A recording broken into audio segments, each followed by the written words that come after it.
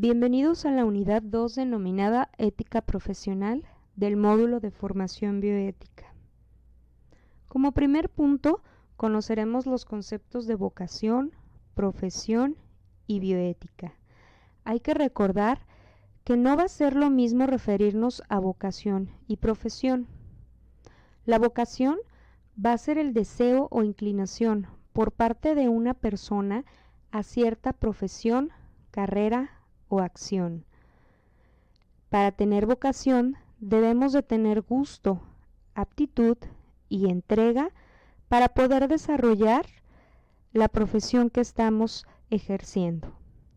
También, como componentes de la vocación, hay que tener conciencia, hay que tener interés, hay que tener necesidades y no solo precisamente enfocarnos en el yo, sino también ver por los demás.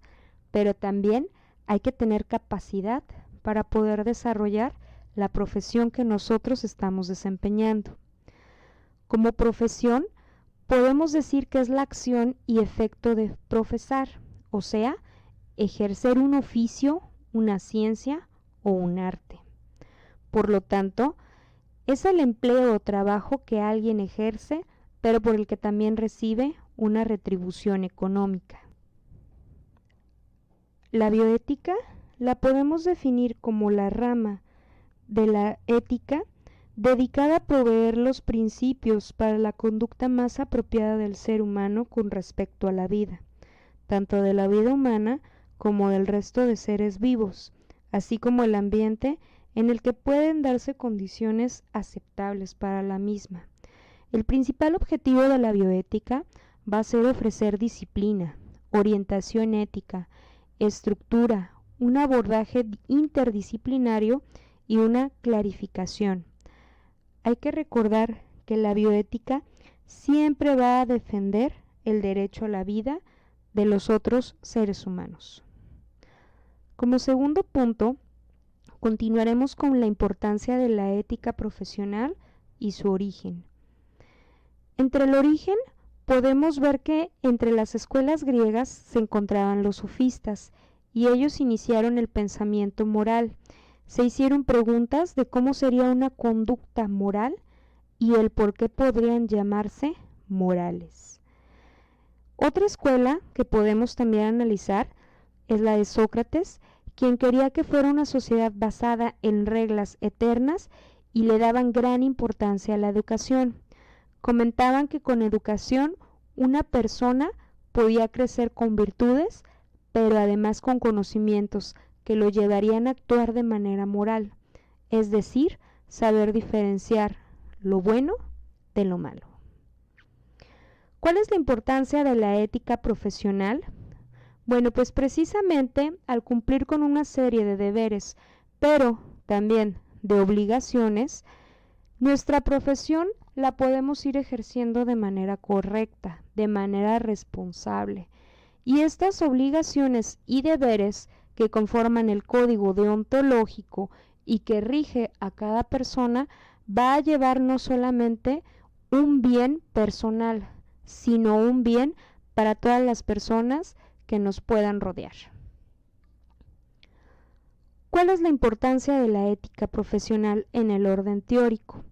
En un primer momento nos va a permitir analizar los principios y normas basadas en la moral individual, pero también en la social, o sea, para con otras personas. En el orden práctico, ¿qué nos va a garantizar tener una buena moral? Bueno, pues nos va a garantizar el éxito profesional, a diferencia que si no seguimos precisamente estas reglas, pues nos viene el desprestigio profesional, que está relacionado de manera directa con la irresponsabilidad de nuestra profesión. Vamos a continuar con el punto número 3, con los llamados principios bioéticos. Para conocer estos principios bioéticos, lo que les quiero recomendar es que no solamente los vean como parte de las áreas de la salud, ya que aquí precisamente nos especifica la relación médico-paciente.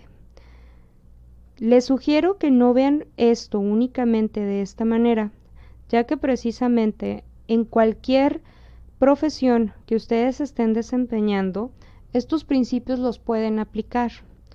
Vamos a conocerlos y por favor les solicito que los apliquen precisamente a la profesión que estén desempeñando. Si nos referimos al área de la salud en específico, el principio de beneficencia nos quiere decir que es un principio ético de la actuación ética y va a responder al fin primario de la medicina, que es el promover el bien para el enfermo y la sociedad.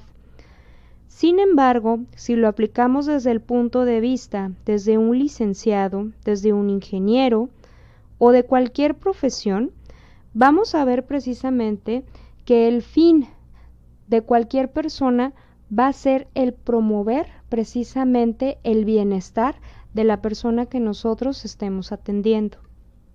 Dentro del principio de no maleficencia va a estar precisamente asociado al no hacer daño. De este principio se deriva precisamente el no matar o no causar dolor. Dentro del principio de autonomía vamos a tener precisamente que este principio se basa en la convicción de que el ser humano debe actuar con autonomía. ¿Qué quiere decir esto?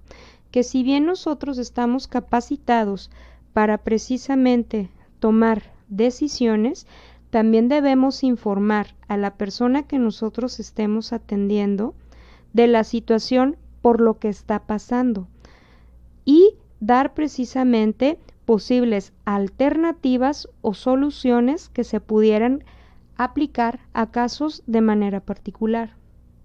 El principio de justicia, si hablamos en ciencias de la salud, se va precisamente a referir a la obligación de tener una igualdad en un tratamiento. Asimismo, distribuir equitativamente los recursos que se tengan para prestar el servicio. Tradicionalmente la justicia se ha identificado con la equidad, que quiere decir dar a cada uno lo que le corresponde. Esta justicia o equidad no significa que se deba de tratar a todas las personas de la misma forma, pero sí que cada uno tenga acceso precisamente a la solución adecuada, digna y básica que debe de tener, respetando también el origen racial, sociocultural, económico, la creencia religiosa o cualquier ideología que se pueda tener, evitando precisamente el dolor o el sufrimiento. Dentro del punto número 4 tenemos los principios éticos que debe de regirse la práctica profesional. Dentro de los principios éticos profesionales, vamos a ver en primer lugar el principio básico que debe ser el deber y el derecho de ejercer el trabajo profesional con una responsabilidad, pero también recibir la capacitación profesional para poder precisamente desempeñar bien las funciones que vamos a realizar. También tenemos el principio de la libertad laboral, que es elegir libremente una profesión, el dónde prestar nuestros servicios, el tener un trabajo digno, pero sobre todo también tener una retribución digna. El principio de idoneidad profesional, que se va a precisamente a referir el que se deba de realizar el trabajo con una debida competencia. Un mal trabajo desacredita a la persona, pero también desacredita a la institución. Si bien hay que tener un dominio de la profesión, también hay que tener una buena conducta, una actitud positiva y también respeto y consideración por las demás personas. Vamos a continuar con el último punto de esta unidad y vamos a hablar precisamente de la responsabilidad profesional. Hay que recordar que responsabilidad profesional es la capacidad que va a tener el profesional de responder, entre comillas, de dar cuenta o de dar razón de las acciones que cada quien está tomando. Como tipos de responsabilidad podemos tener la responsabilidad penal, la responsabilidad civil, la responsabilidad ética, la responsabilidad administrativa y la responsabilidad moral. Tal vez la responsabilidad moral no la tengamos tipificada en ninguna ley o ningún código. Sin embargo, la responsabilidad moral suele pesar en la llamada conciencia de la persona.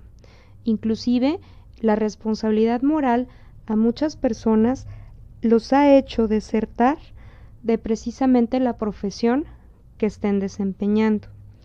En la responsabilidad penal podemos ver que precisamente hay que reparar en este caso el daño que se causa a la persona, ya sea por consecuencia del incumplimiento de alguna obligación o por bien un acto u omisión que se haya tenido o inclusive la negligencia y no haber llevado precisamente a cabo con diligencia o cuidado dicha actuación por parte de nosotros. En la responsabilidad civil, única y exclusivamente podemos ver que se puede indemnizar de manera económica precisamente a la persona. Y la responsabilidad administrativa o laboral pues nos puede llevar precisamente a perder nuestro empleo, cargo o comisión precisamente por no haber realizado profesionalmente nuestras labores o acciones. Como sanción social podemos ver también que implica la mala fama, que la mala fama va a ir también como parte de la responsabilidad moral. ¿Qué quiere decir esto de mala fama o responsabilidad moral? Que precisamente las personas que acudían a nosotros para algún servicio que nosotros estuviéramos prestando, pues precisamente de voz en voz se puede decir que esa persona no goza de una buena reputación. Estimados alumnos, hasta aquí concluimos en este caso la unidad 2 de nuestro módulo de formación bioética. Los sigo esperando con sus dudas o comentarios mediante la plataforma o mediante el WhatsApp. Quedo a sus órdenes para atender cualquier duda y no olviden que además de la bibliografía recomendada, siempre hay que investigar.